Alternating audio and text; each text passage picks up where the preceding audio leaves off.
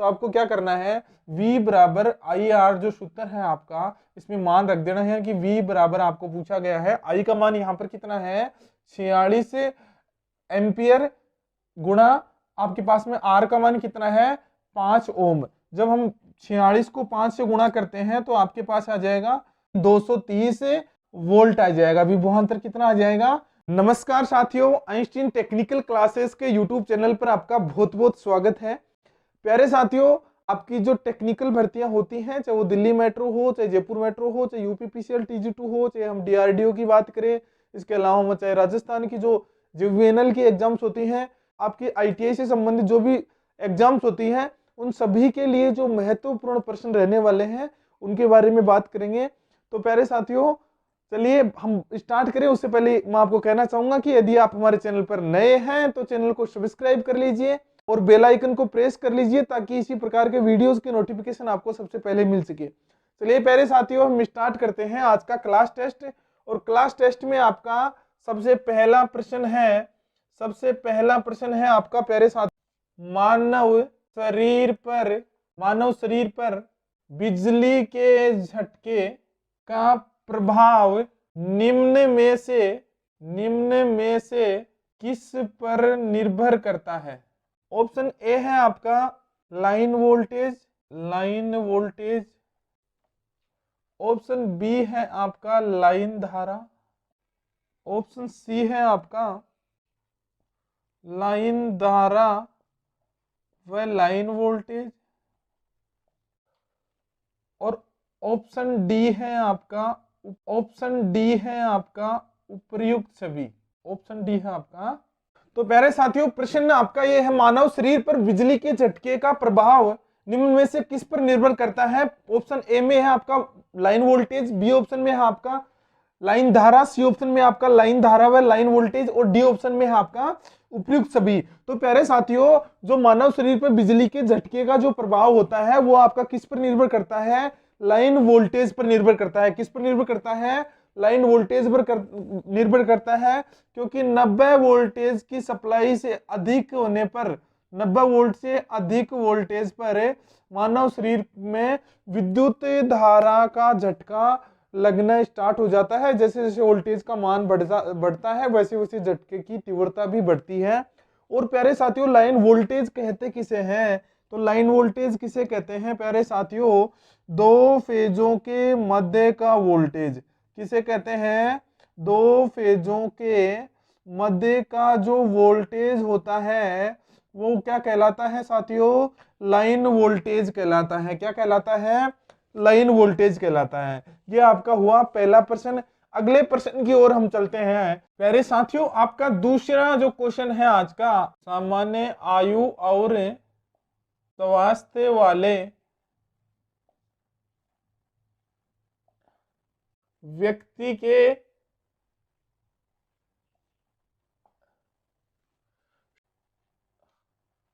शरीर का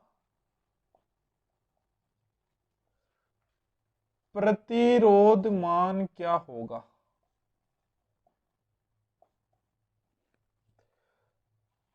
A option है आपका 0.5 किलो ओम, बी ऑप्शन है आपका 1 किलो ओम, सी ऑप्शन है आपका 5 किलो ओम, और डी ऑप्शन है आपका 10 किलो ओम। तो प्यारे साथियों, आपका आज का जो सेकंड क्वेश्चन है वो सेकंड क्वेश्चन है आपका, सामान्य आयु और स्वास्थ्य वाले व्यक्ति के शरीर का प्रतिरोध मान क्या होता है। यानी कि एक स्वस्थ व्यक्ति है या स्वस्थ कह सकते हैं, फिर सामान्य आयु या नॉर्मल आयु और नॉर्मल स्वास्थ्य जिसका, उस व्यक्ति के शरीर का प्रतिरोध मान क्या होता है। तो प्यारे साथियों, सामान्य आयु और स्वास्थ्य वाले व्यक्ति का जो प्रतिरोध होता है शरीर का, वो कितना होता है, 1 किलो ओम होता है। कितना होता है, 1 किलो ओम होता है। यानी कि यहाँ पर क्या सही हो जाएगा, ऑप्शन बी यहाँ पर राइट आंसर हो जाएगा। साथियों, नेक्स्ट चले हम आपके अगले प्रश्न की ओर। तो आपका जो अगला प्रश्न है स्टूडेंट्स, आज का जो आपका तीसरा प्रश्न है, मानव शरीर से गुजरने वाली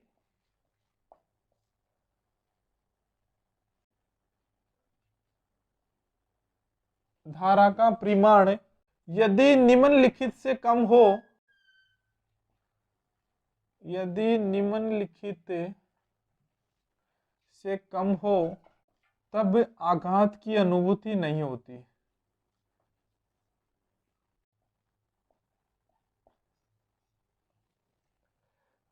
ऑप्शन ए है आपका 1 मिली एम्पियर से कम, बी ऑप्शन है आपका 10 से 40 मिली एम्पियर, सी ऑप्शन है आपका 8 से 15 मिली एम्पियर, 8 से 15 मिली एम्पियर, और डी ऑप्शन है आपका 1 से 8 एम्पियर। तो साथियों आपका जो तीसरा प्रश्न है, तीसरा प्रश्न आपका मानव शरीर से गुजरने वाली धारा का परिमाण यदि निम्नलिखित में से इससे कम होगा तो आघात की अनुभूति नहीं होगी। तो प्यारे साथियों वो कौन सा मान होगा इन सभी में से? वो मान होगा आपका 1 मिली एम्पियर। कौन सा होगा? 1 मिली एम्पियर से कम। आपका 1 मिली एम्पियर से यदि मानव शरीर का जो धारा का परिमाण है यदि 1 मिली एम्पियर से कम है तो क्या होगा? आघात की अनुभूति नहीं होती है, क्योंकि मानव शरीर का जो प्रतिरोध होता है वो कितना होता है? 1 किलो ओम। कितना होता है? 1 किलो ओम होता है, यानी 1000 ओम होता है। तो प्यारे साथियों इसका उत्तर क्या हो जाएगा? आपका 1 मिली एम्पियर से कम हो जाएगा, यानी ए ऑप्शन यहां पर राइट आंसर हो जाएगा। अगला आपका प्रश्न है, वो क्वेश्चन है आपका विद्युत उपकरण में स्पार्किंग का कारण हो सकता है।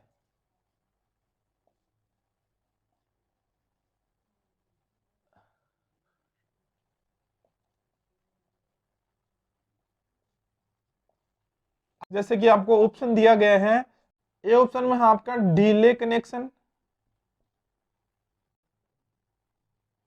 डीले कनेक्शन, बी ऑप्शन है आपका फॉल्ट या हम बोल सकते हैं दोषपूर्ण उपकरण, सी ऑप्शन है आपका शॉर्ट सर्किट, शॉर्ट या लघु परिपथ हम बोल सकते हैं, ठीक है, और डी ऑप्शन है आपका ओपन सर्किट, ओपन या खुला परिपथ। साथियों आपका चौथा प्रश्न है विद्युत उपकरण में स्पार्किंग का कारण हो सकता है निम्नलिखित में से। ए ऑप्शन में है डीले कनेक्शन, बी ऑप्शन में है आपका फॉल्ट या दोषपूर्ण उपकरण, सी ऑप्शन में है आपका शॉर्ट सर्किट या लघु परिपथ, और डी ऑप्शन में है आपका ओपन या खुला परिपथ। तो प्यारे साथियों देखिए यहाँ पर स्पार्किंग का एक कारण हो सकता है। देखिए ऑप्शन को कैंसिल करके देखते हैं तो आपको दिया हुआ है ओपन सर्किट यानी खुला परिपथ है, तो जब परिपथ ही खुला होगा तो स्पार्किंग कहां से उत्पन्न होगी? ये भी नहीं हो सकता। फॉल्ट या दोषपूर्ण उपकरण से हो सकता है क्या स्पार्किंग? नहीं। यदि हम बात करें शॉर्ट सर्किट या लघु परिपथ है, इससे हो सकता है क्या? इससे भी नहीं। तो लास्ट में बच गया हमारे पास में डिले कनेक्शन। यदि डिले कनेक्शन यानी डिले संयोजन हमने कर दिए तो इससे क्या होगा? स्पार्किंग उत्पन्न होगी। तो इसका उत्तर क्या हो जाएगा? ए ऑप्शन यहां पर सही हो जाएगा। अगला प्रश्न है आपका, नेक्स्ट क्वेश्चन हम बात करें, अगले प्रश्न की हम बात करते हैं साथियों, क्वेश्चन नंबर आपका 5 है। अगले प्रश्न की आज के क्लास टेस्ट की हम बात करें तो साथियों नेक्स्ट जो आपका क्वेश्चन है वो 5 नंबर क्वेश्चन है। विद्युत झटके के पश्चात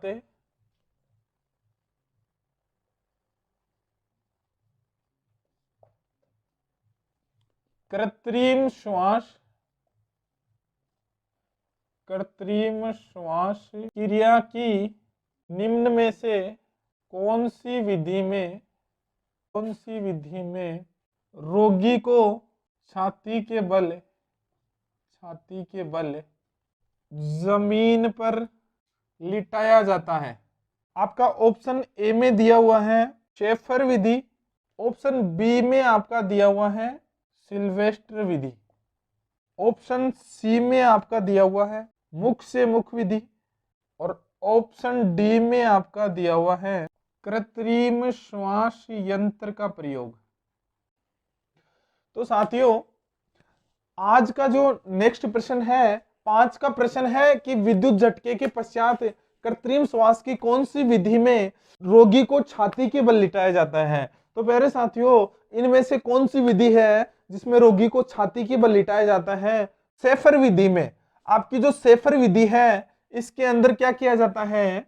रोगी को छाती के बल लिटाया जाता है और उसके बाद में श्वसन प्रक्रिया संपूर्ण की जाती है। तो यहाँ पर कौन सा हो जाएगा? Option A. यानी कि देखिए क्वेश्चन बड़ा इंपॉर्टेंट है कि रोगी को छाती के बल श्वसन की कौन सी विधि के अंदर लिटाया जाता है? तो शेफर विधि के अंदर लिटाया जाता है। एक प्रश्न और देखिए इन्हीं प्रश्नों के अंदर से बनता है कि श्वसन की सबसे आसान विधि कौन सी होती है और जो सबसे ज्यादा उपयोग में लाई जाती है वो कौन सी है? आपकी मुंह से मुंह विधि यानी मुख से मुख विधि होती है। चलिए अगला प्रश्न हम देखते हैं, आपका 6 नंबर प्रश्न है।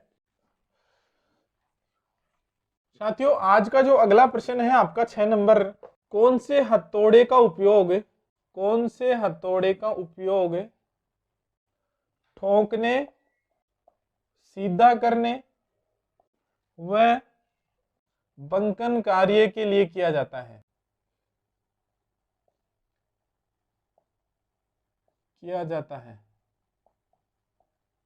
ऑप्शन ए है आपका बॉल पिन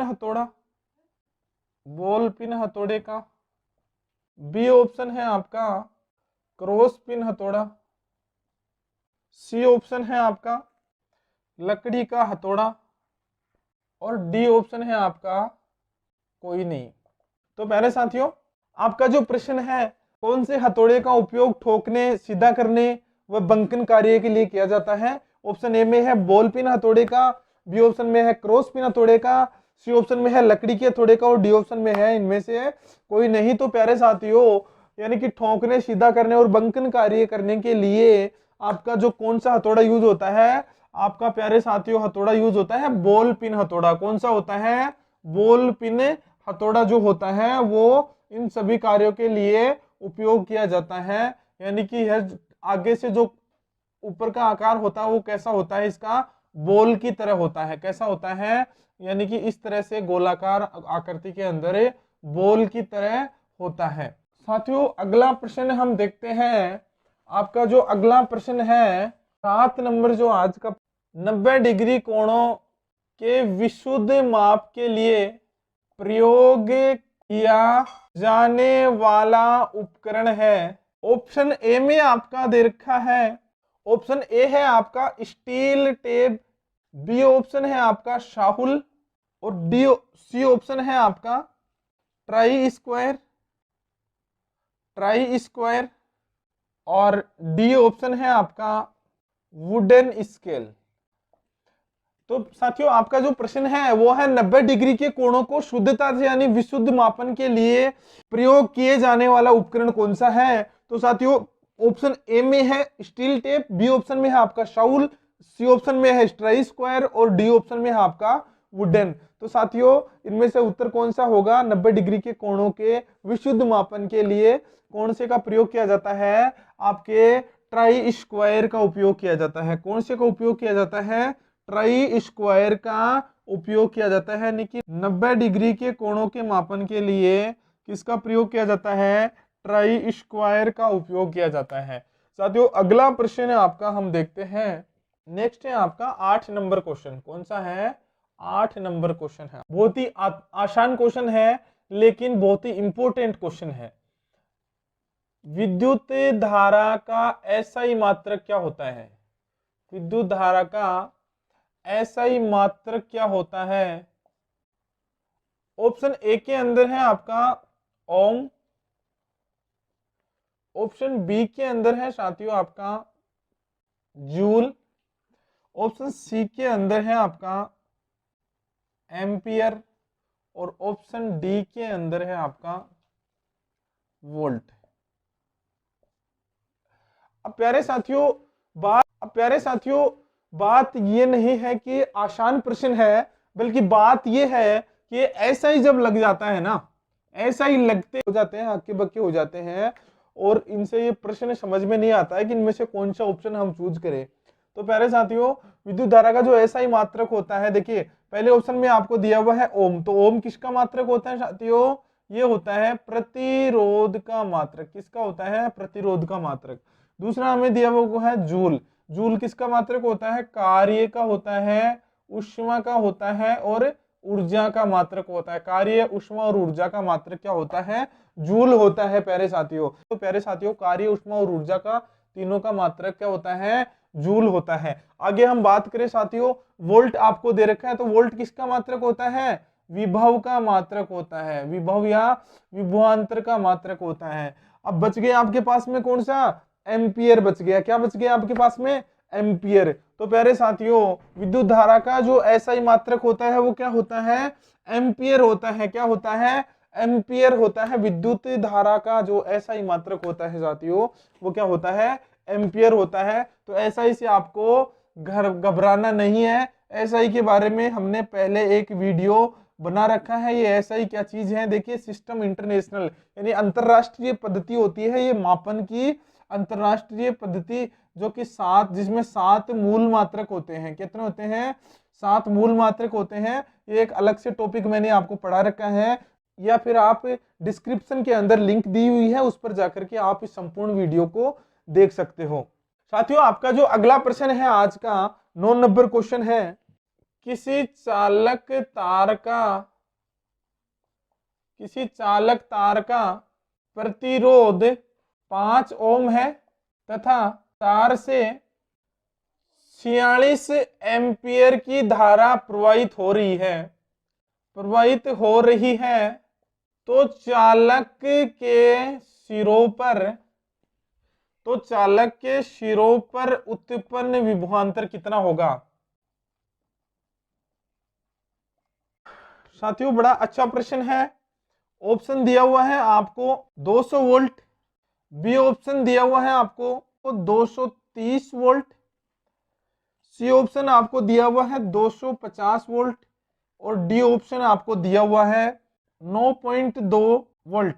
और क्वेश्चन आपका देखिए क्या है, किसी चालक तार का प्रतिरोध 5 ओम है तथा चालक तार से 46 एम्पियर की धारा प्रवाहित हो रही है, तो चालक के सिरों पर उत्पन्न विभवांतर कितना होगा? यानी विभवांतर पूछा है, दिया हुआ है आपको विद्युत धारा प्रवाहित हो रही है तथा प्रतिरोध कितना है? 5 ओम। अब मैं कहूंगा कि आपको साथियों, आपको सबसे पहले ये लिख लेना है कि आपको दिया गया क्या है। तो आपको प्यारे साथियों, सबसे पहले दिया गया क्या है? आपको एक तो आर प्रतिरोध का मान दे रखा है 5 ओम। दूसरा आपको दिया हुआ है आई धारा का मान कितना दे रखा है? 46 एम्पियर आपको दे रखा है। और आपको पूछा क्या गया है? विभवांतर यानी वी का मान पूछा गया है। अब साथियों, यहां से आप देखिए कि आर दिया हुआ है, आई दिया हुआ है, वी दिया हुआ है। तो यह जो आपकी ये जो तीनों चीजें हैं, ये जो तीनों मान है, ये कौन सा संबंध दर्शा रहे हैं? ये संबंध दर्शा रहे हैं आपका ओम के नियम का। ओम के नियम को दर्शा रहे हैं। यानी कि आपका ओम का नियम का जो सूत्र होता है वो होता है V बराबर आई आर, V बराबर I इंटू आर। तो यहाँ पर I और R आपको दिया हुआ है तथा V पूछा गया है। तो आपको क्या करना है? V बराबर आई आर जो सूत्र है आपका, इसमें मान रख देना है कि V बराबर आपको पूछा गया है, I का मान यहाँ पर कितना है? 46 एम्पियर गुणा आपके पास में R का मान कितना है? 5 ओम। जब हम 46 को 5 से गुणा करते हैं तो आपके पास आ जाएगा 230। यहाँ पर क्या आ जाएगा? वोल्ट आ जाएगा। विभवांतर कितना आ जाएगा? 230 वोल्ट। जब 46 को 5 से गुणा करते हैं तो कितना आ जाएगा? 230 वोल्टेज। यानी कि 5 ओम प्रतिरोध वाले तार से यदि 46 एम्पियर की धारा प्रवाहित हो रही है, तो चालक के सिरों पर उत्पन्न विभवांतर कितना होगा? 230 वोल्टेज होगा। ये कौन से ऑप्शन में दिया गया है? बी ऑप्शन में दिया हुआ है। इसका मतलब यहाँ पर क्या सही हो जाएगा? बी ऑप्शन यहाँ पर राइट आंसर हो जाएगा। साथियों, अगला प्रश्न हम देखें। आपका जो अगला प्रश्न है वो हम देखें।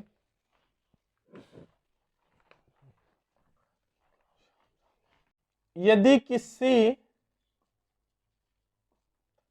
चालक से 20 कूलाम आवेश 5 सेकंड में प्रवाहित होता है, तो चालक से प्रवाहित